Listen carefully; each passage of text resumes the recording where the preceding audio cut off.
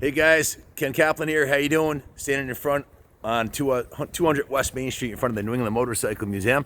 And stay tuned. We've got a really great day planned here. We've got George Sajowski from Maroney Harley Davidson coming down to help us do the engine build and plan on the FXDX Dyna 2001. So that's going to be an awesome, probably 4 or 5 part series. But what I want to talk to you guys about today, don't hit that button, or it'll shut off. All right. What I want to talk to you guys about today, I'm going to change hats. Let me put my hat onto the construction manager of this massive 150,000 square foot, $25 million project we've been working on for 8 years. We're into it for close to $7 million so far, about a third of the way done. And my biggest regret is that I didn't share with you guys this journey of 1 million miles, or 8 years that we've taken so far. Over 100 man years of labor just into this building right here that my team put together. 10 years of masonry labor.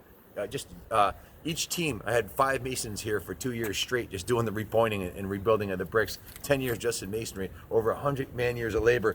And when you do a project like this is not like building a new building. The foundation was crumbling, the building was collapsing. We had to jack up the whole east end of the building and replace the foundation and rebuild all the timbers. This entire tower, 5-story tower behind us here, had to be rebuilt piece by piece and maintain the original integrity for it to become the second of all time ever certified historic restorations by the state of Connecticut State Historic Parks Office to be used for commercial use, or all used for apartments. So it's the second one ever. So anyways, what I want to share with you guys is just one piece of the puzzle, a crosswalk. See that down there, that crosswalk that you see there in the street? Looks easy, right? There's just paint on the road right there. What does it take to put a crosswalk in? Well, there's many pieces of this moving puzzle right here. To start with, you got to get a site plan. A site plan is basically a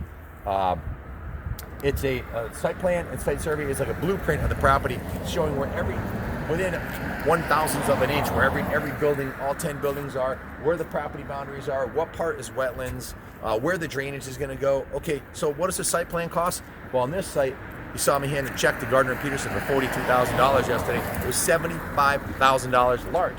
So I guess I would say if you're a small businessman and you're trying to run a business, like I own 5 small businesses right now. I own the computer company, I own the motorcycle shop, Kaplan Cycles, I own the New England Motorcycle Museum, I own Kaplan Millworks, which is the property company. So it's just crazy. If you're trying to run businesses and you want to resurrect a building at the same time, understand it is going to completely consume you. 100%. All of your money and all of your time. And forget about seeing your kids like normal parents do on a regular basis. Forget about hanging out with your friends. Unless they're here working with you on the project, you're not going to see anybody. So you'll find out who your real friends and family are, the ones that are here side by side, waist deep in construction debris, getting it done. Like my son's been here since he was 12 years old. Rode his mini bike here every single day after school, 6-7 days a week. He'd come here with me. He's been here full time. This is all going to be his someday. But so the crosswalk, you just want to put a crosswalk in, right? Well, it's not that easy. You got to get the site plan. So you got to get a surveyor and an engineer. How many meetings do you think I had with a surveyor and engineer to put together the site plan? Dozens. 75,000 large. So we got the site plan, and it shows where that crosswalk is going to be. You need the site plan so each step of the way the town can agree and approve what you're doing, because it's a massive liability issue. If you put that crosswalk in the wrong spot and the signs aren't upright and there's an accident, guess what happens? The town gets sued. That's their property. This is my property.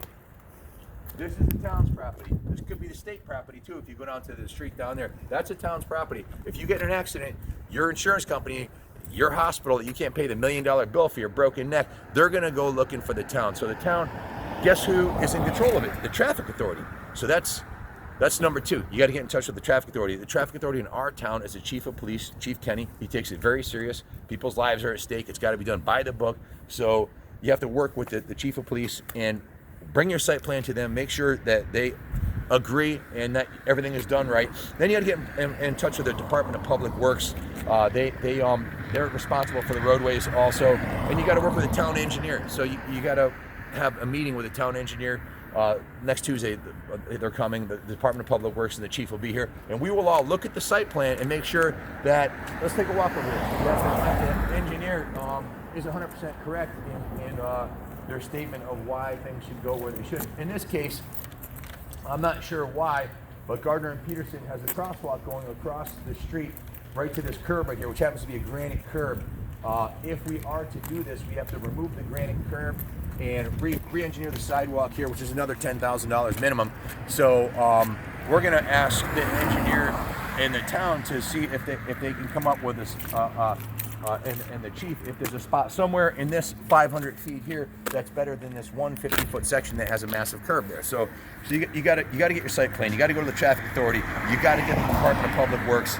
Multiple phone calls, multiple meetings, and then you got to get the town engineer involved. Make sure he approves of it. Okay, so there's quite a few steps right there. So what it requires is you have to, at the side of the crosswalk, you need to buy 6 signs. So now you got to find out who makes the signs in the area, and they're not normal signs. They're serial numbered signs. They're breakaway signs.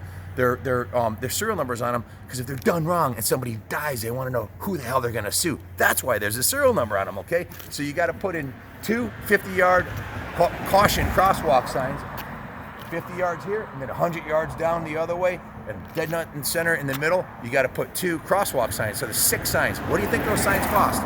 They're expensive.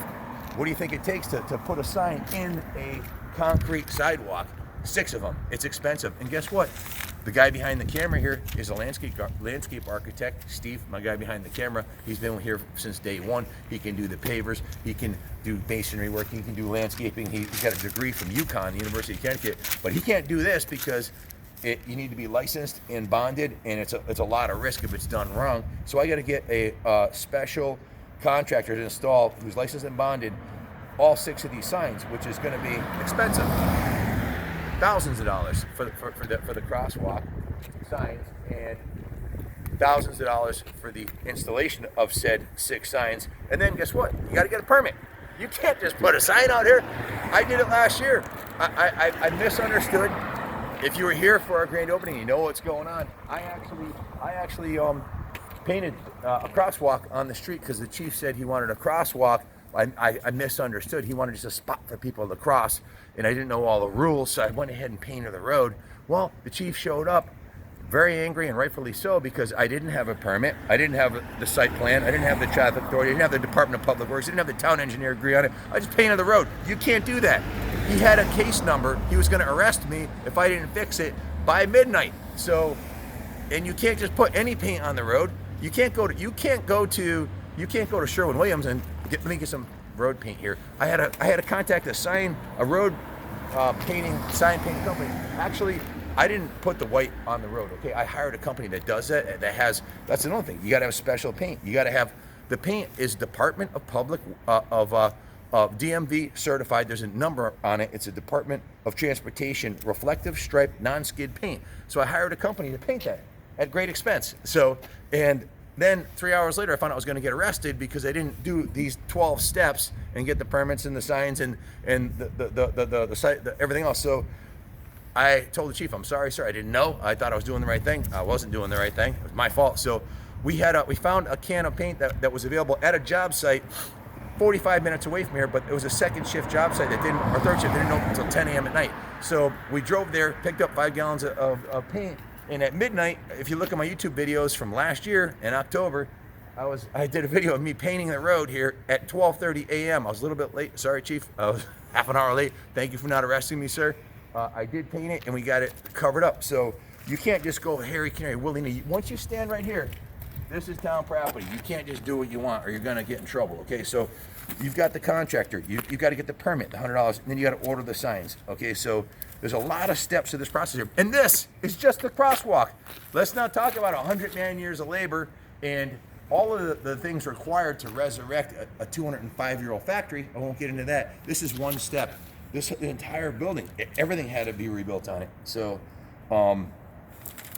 when you do a project of this magnitude, you are considered a large traffic generator. So the chief wanted me to do a study on whether we needed a stoplight because this unsafe issue on the down the end of the road. I am opening the building, so I am the one causing the traffic. So I am responsible to find out if we need a stoplight down there. Well, we have a $4 million loan.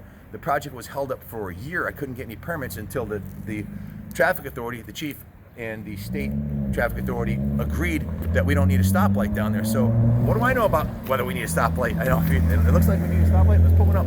I don't know. So I had to hire a traffic engineer. So you got to do a bunch of research, find a few traffic engineers, find one you like, sign a contract with them, and pay him $12,000 cash, $12,000 to do this study where he puts a thing across the road and figures out how many people come by and how much traffic you're generating and what times of the days and is it safe. And a year later, we had a meeting with the traffic authority in town. The chief, they have a traffic authority it's like a court. You know, you go in, you sit down at a table, and they do the thing, and they're like, yeah, we think you need the light. So, but you have to go to the state and ask them. So we went to the state traffic authority, which takes months to get. You don't just call the state traffic authority and say, can I have a meeting, sir, tomorrow or next week? You get in line. It's 3, 4, 6 months later. In this case, several months. We had the meeting. You meet the traffic authority guy. You drive to the state. You put your suit and tie on. You yes sir, no sir, and present your findings. And they found we didn't need the stoplight. But that's 14 months later, $12,000 later, and a shitload of my time dealing with all the people and figuring it all out. So if you think you're a small businessman and you're going to buy an old building and just resurrect it, remember one thing: the crosswalk, roughly 20 steps, 8 different departments you got to contact, and a whole shitload of ways to do it wrong. There's 1,000 ways to do that wrong, and only one way to do it right. And if you do it wrong, you're going to do it over, or you're going to get arrested. So there's lots of, so do I regret doing this project? No. Would I do it over again? If I do now, what would I do then? They say God only reveals one thing at a time, because you probably couldn't handle the whole truth. So you get a little bit at a time. And, I think the scripture of the day, Romans 8:28, God works all things for good for those that are living according to his will and that love him. I'm paraphrasing it. God works all things for good. So no matter what setbacks you have, we've had 4 fires here. We've had lightning strikes. We've had transformers blow up. We've had sewer mains exploding with sewerage all over the building. We've flooded this building, the entire first floor and the basement, right to the ceiling when the water main broke. We had a gas main break. We've had dump trucks, contractors flip over dump trucks, huge triaxle dump trucks flipped over on the site. We've had a gas main ruptured over here where they evacuated the freaking schools and churches and apartments around here, and the whole road was shut down, and it almost blew up the whole building, the gas main. So we've had legions of raccoons, legions of pigeons infesting the building. So many things. I don't know why that's relevant, really. We're just talking about the crosswalk here, right? Well, that's what I'm trying to let you know. It's not just the crosswalk. That's just one thing, 1 in a million. And don't forget, we are a business. We are a for-profit. There's George with the project like we're going to talk about. So we're going to talk about some fun stuff, motorcycles. But now I'm going to go put my other hat on, the motorcycle guy hat, okay? But this has been a huge part of my life. I've been here New Year's Day, every day for 8 years. I did not take... I took Christmas off. That's about it. I probably was thinking about it the whole time. This has completely consumed me, and I've put millions of my own money, every red cent into it. Turning back is not an option. Failure is not an option. We're going to kick ass. This is going to be a great year. The last video I did, I talked about our 6 3-day events we have planned here. It's a big playground for the motorcycle community, and this is the most beautiful building in one of, if not the most beautiful buildings in town now. And it was formerly the center of Satan's grip on Rockville. It was a center of moral and spiritual and physical decay, and we turned it into a beacon of hope for the town. So please come support us. Please hit the subscribe button, subscribe to our channel. We've got 8 million views on our channel, 1 million in the last month, but 19,000 subscribers. I don't quite understand. It doesn't cost anything. Just hit the subscribe button and ask your friends to subscribe. Share this video, share some of our videos, and show up at the museum.